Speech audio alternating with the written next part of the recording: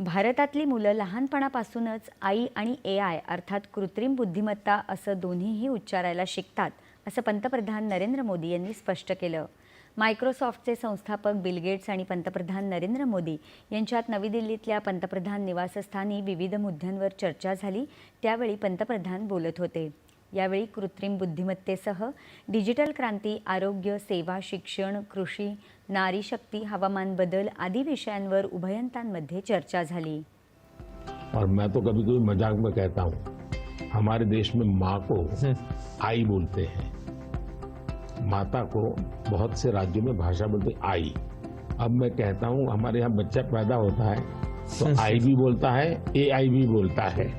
अगर हम AI को एक मैजिक के टूल के रूप में उपयोग करेंगे तो शायद बहुत बड़ा अन्याय हो जाएगा.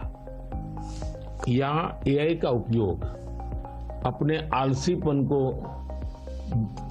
बचाने के लिए मैं करता हूं कि मुझे किसी को चिट्ठी लिखनी है, मैं ड्राफ्ट नहीं करूंगा, मैं ChatGPT को कह दूंगा कि मेरी चिट्ठी ड्राफ्ट करके दे दो, तो ये गलत रास्ता है. मुझे तो ChatGPT के साथ कंपटीशन करना चाहिए. मैंने उसके साथ लड़ाई लड़नी चाहिए कि नहीं तुम ठीक नहीं कर रहे हो, तुम ये शब्द की जगह ये क्यों नहीं लाए, तो मैं AI से आगे जाने की कोशिश करूं.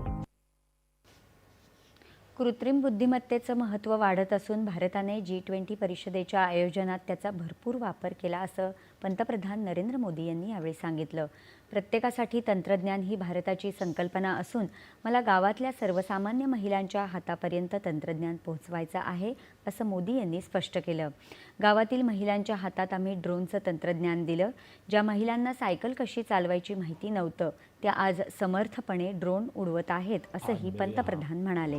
गांवों तक मैं ये डिजिटल फैसिलिटी पहुंचाना चाहता हूं. तो मुझे लगता है वो बहुत बड़ा टारगेट ग्रुप है. महिलाएं तुरंत नई चीजों को स्वीकार करती है, ये मेरा अनुभव है मेरे देश में.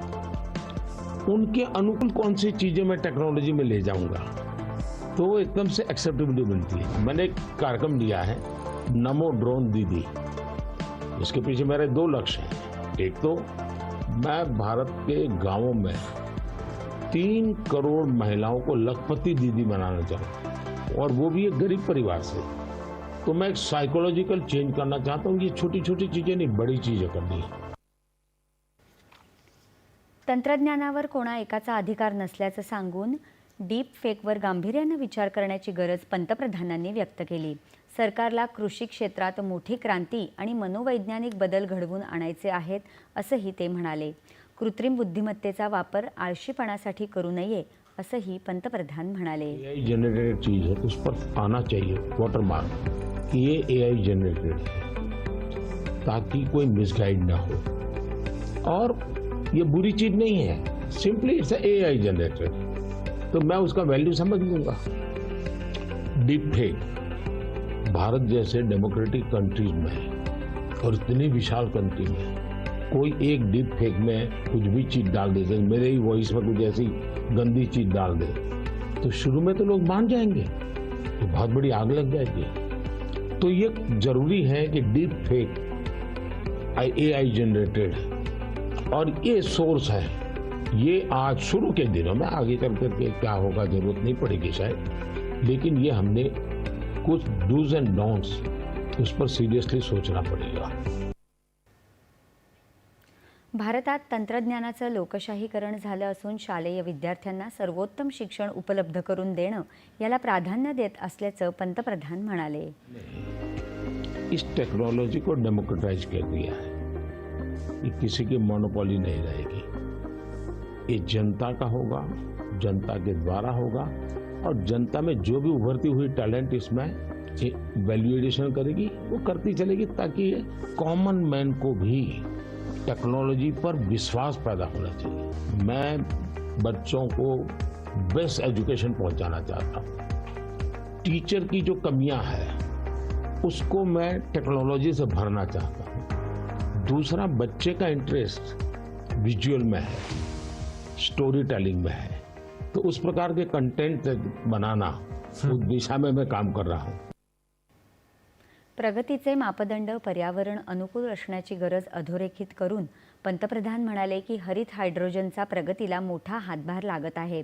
कोरोना काळात भारतानं सर्व सूचनांचं पालन केल्यामुळे या साथीशी भारत यशस्वीपणे लढा देऊ शकला असंही ते म्हणाले.